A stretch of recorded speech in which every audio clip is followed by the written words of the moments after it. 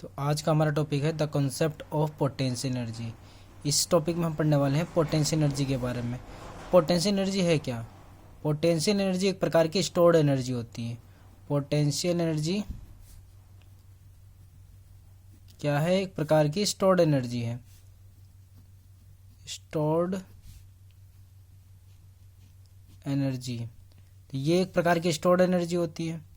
मतलब ये इकट्ठा हुई ऊर्जा होती है। अगर ये रिलीज होती है तो किसकी फॉर्म में रिलीज होगी? It release in the form of kinetic energy. It released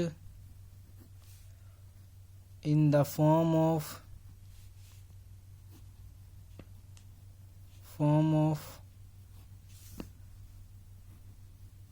kinetic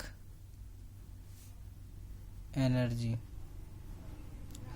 तो ये रिलीज होगी, किसकी फॉर्म में रिलीज होगी? काइनेटिक एनर्जी की फॉर्म में रिलीज होती है। पोटेंशियल एनर्जी की डेफिनेशन क्या होती है? पोटेंशियल एनर्जी की डेफिनेशन होती है the energy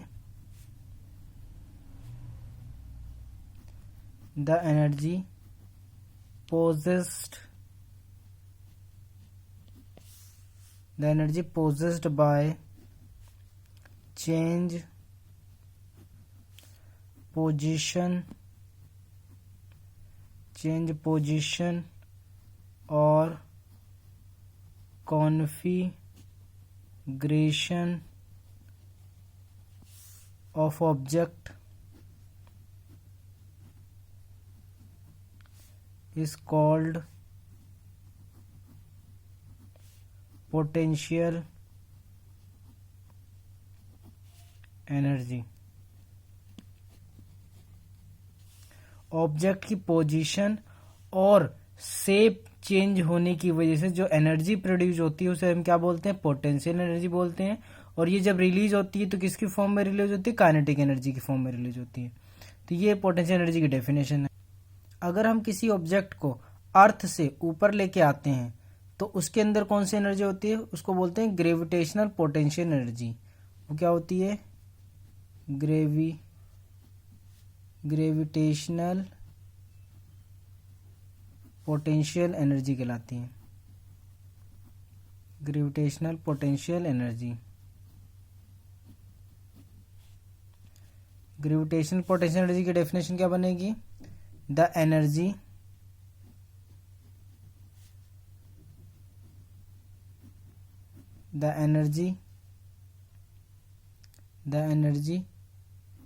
possessed by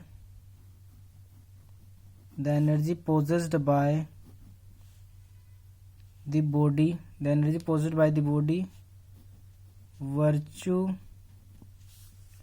of its position above the ground, above the surface of earth is called gravitational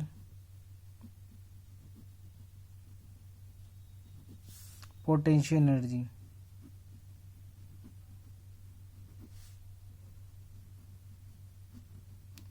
इसको हम क्या बोलेंगे? Gravitational potential energy. जब हम किसी वस्तु को अर्थ की सरफेस से ऊपर की ओर लेके जाते हैं उसके अंदर जो एनर्जी होती है उसको क्या बोलते हैं? हम ग्रेविटेशनल पोटेंशियल एनर्जी बोलते हैं। जैसा कि यहां पर देखते हैं हम एग्जांपल में, ये हमारा अर्थ सरफेस है और यहां पर एक ऑब्जेक्ट, इस ऑब्जेक्ट को हम h हाइट तक लेके गए।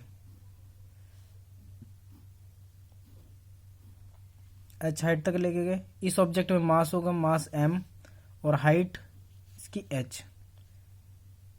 ये इसकी हाइट है।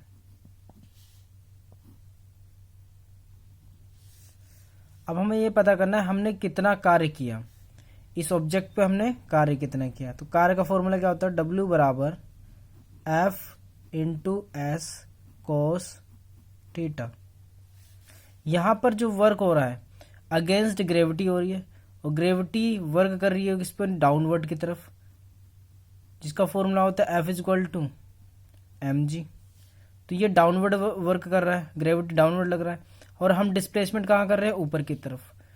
तो डिस्प्लेसमेंट ऊपर हो रहा है और फोर्स नीचे लग रहा है। तो एंगल कितने का बन रहा है, 180 डिग्री का एंगल बन रहा है, 180 डिग्री का एंगल बन रहा है इनके बीच में।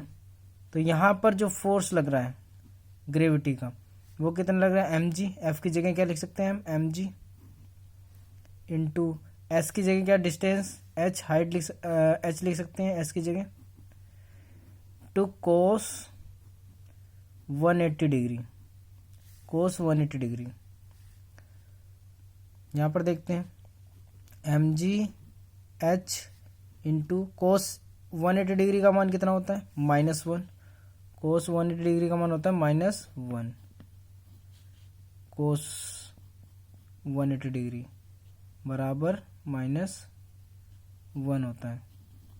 तो यहाँ पर -1, तो हम यहाँ पर क्या लिख देंगे, -1। अब -1 लिख दिया तो ये क्या हो गया, -mgh वर्क। तो हम क्या कर रहे हैं, अगेंस्ट वर्क कर रहे हैं किसके, ग्रेविटी के। ग्रेविटी के अगेंस्ट वर्क हो रहा है तो इसलिए नेगेटिव का साइन। नेगेटिव साइन क्या दिखा रहा है, जो वर्क हो रहा है वो against gravity, work against gravity.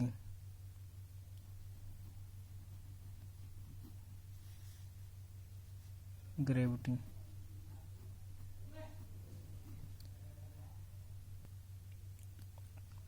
और यहाँ पर हम पोटेंशियल एनर्जी की बात करें तो पोटेंशियल एनर्जी के द्वारा वर्क हो रहा है। पोटेंशियल एनर्जी को हम किससे डिनोट करते हैं, यहाँ पर पोटेंशियल एनर्जी, एनर्जी को हम U से डिनोट करते हैं। यहाँ पर पोटेंशियल एनर्जी को U से डिनोट किया गया है, तो पोटेंशियल एनर्जी को U से डिनोट कर रहे हैं तो W की जगह हम क्या लिख देंगे, U is equal to -mgh, U is equal to -mgh। यहाँ पर जो हाइट होनी चाहिए वो कम होनी चाहिए अर्थ रेडियस से, अर्थ की रेडियस से क्या होनी चाहिए, कम होनी चाहिए क्या, हाइट, ऑब्जेक्ट की हाइट, तब ये वहाँ पर एप्लीकेबल होगा। अब हम क्या करेंगे, यहाँ पर दोनों तरफ डिफरेंशिएशन कर लेंगे तो हमें पता लग जाएगा फोर्स के बारे में, फोर्स कैसा लग रहा है, पॉजिटिव लग रहा है या नेगेटिव लग रहा है। तो हम डिफरेंशिएशन करते हैं, तो ये डी यू किसके रेस्पेक्ट में करें, एच के रेस्पेक्ट में, डी एच। तो यहाँ पर दो चीज़ें कांस्टेंट है, मास और जी का मान, तो इसको ले लेते हैं इधर, एम जी, डिफरेंशिएशन होगा किसका, एच का, डी अपॉन में डी एच, डिफरेंशिएशन। तो डी यू अपॉन में D H equal to -mg D upon में डी एच, एच का डिफरेंशिएशन, और एच का डिफरेंशिएशन करोगे कितना आएगा, 1 आएगा। तो 1 आएगा तो क्या बचेगा यहाँ पर, mg into 1 equal to -mg, ये आया। और हमें पता है F इक्वल टू क्या होता है, mg होता है। तो यहाँ पर मैं mg के जगह क्या लिख सकता हूँ, -f du अपॉन में dh। तो ये जो फोर्स लग रहा है, फोर्स किसके अगेंस्ट लग रहा है, वर्क डन के, force against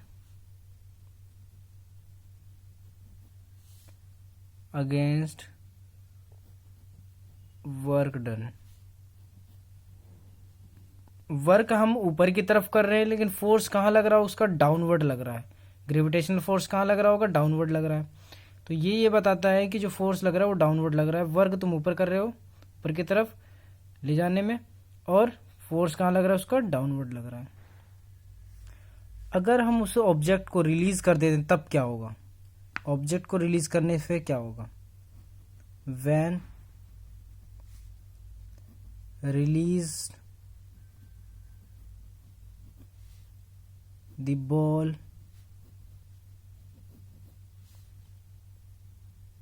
when release the ball when release the ball comes down with an increasing speed. तो जब हम रिलीज करेंगे तो बॉल तेजी के साथ नीचे की तरफ आएगी, अर्थ की तरफ। उससे हमें क्या मिलेगा? Give a kinematic relation. तो इससे हमें क्या मिलेगा? काइनेमेटिक रिलेशन मिलेगा, जो कि क्या देगा? v² इक्वल टू 2gh, ये रिलेशन मिलेगा। अगर हम both side divided by 1/2m, अगर हम दोनों तरफ, इस तरफ भी और इस तरफ भी 1/2m से डिवाइड कर देते हैं तो हमें क्या मिलेगा?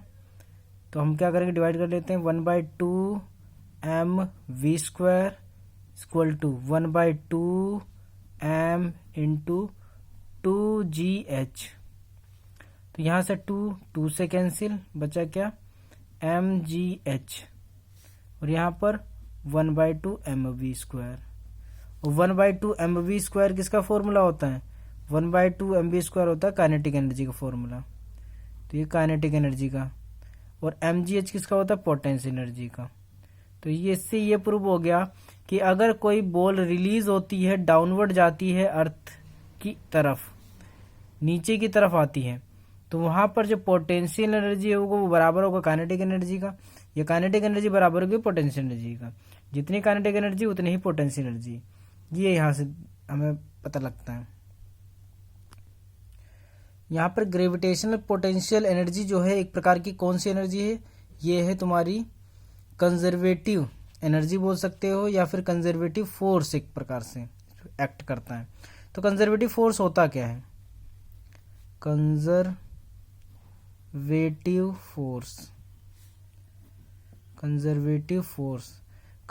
फोर्स से कौन सा वर्क होता है? कंजर्वेटिव वर्क होगा। The work done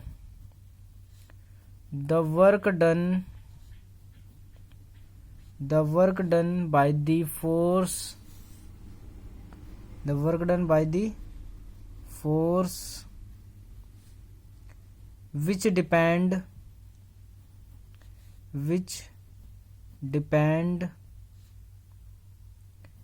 depend on the initial and final position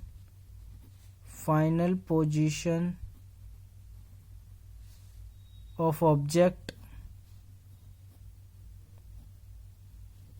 but not depend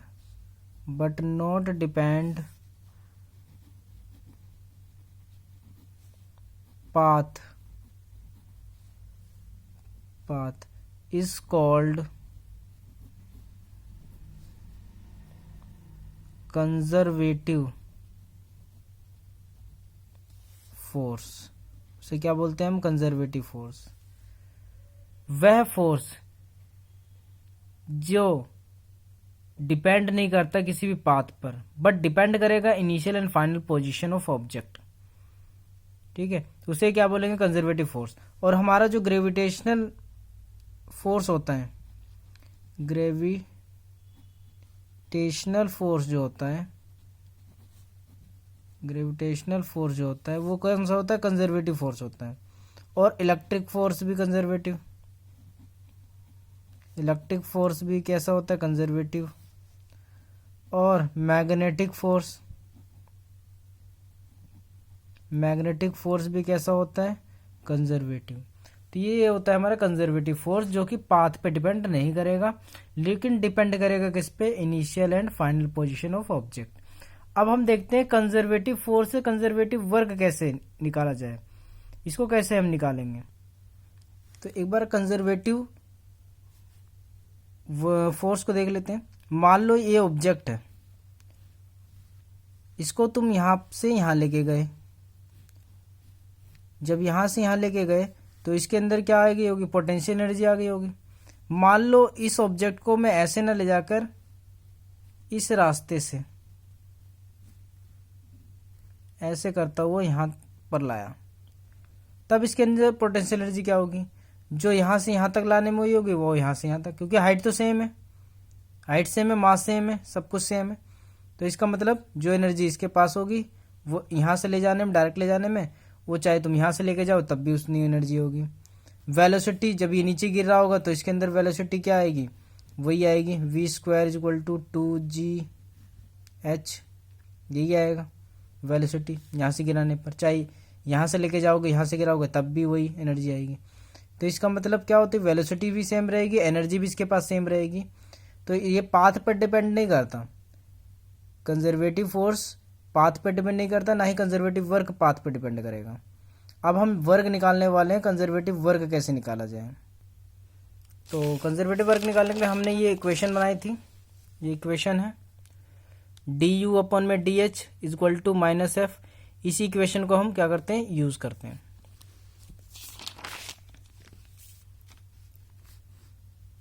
तो du/dh = -f, इसको अरेंज कर लेते हैं, du = -f × dh।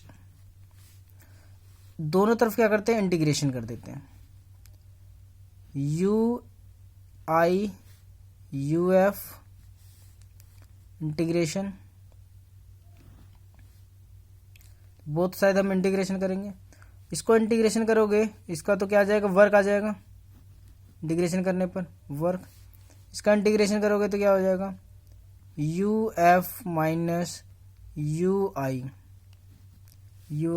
ui, ये नेगेटिव का साइन इस तरफ आ जाएगा। तो w = -uf - ui, bracket open कर देते हैं, तो -uf + ui, इसको अरेंज कर लेते हैं, तो ui - uf w, और ये जो वर्क निकल के आएगा वो कौन सा वर्क होता है, कंजर्वेटिव वर्क होगा। तो क्या बोलेंगे, कंजर्वेटिव वर्क। तो कंजर्वेटिव वर्क निकालना है तो initial potential energy minus final potential energy करोगे तो क्या निकल के आ जाएगा, कंजर्वेटिव वर्क निकल के आ जाएगा। एक होता है non conservative force. Non conservative force क्या होता है, non conservative force, non conservative force,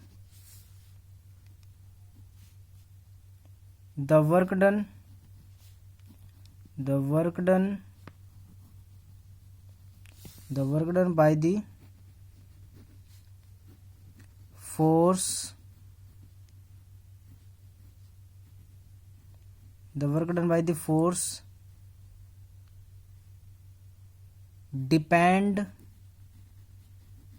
depends on path is called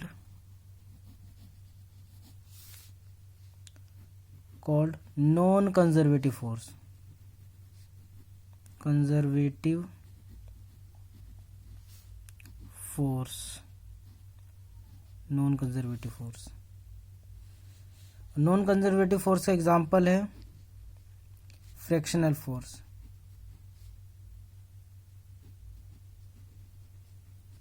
fractional force.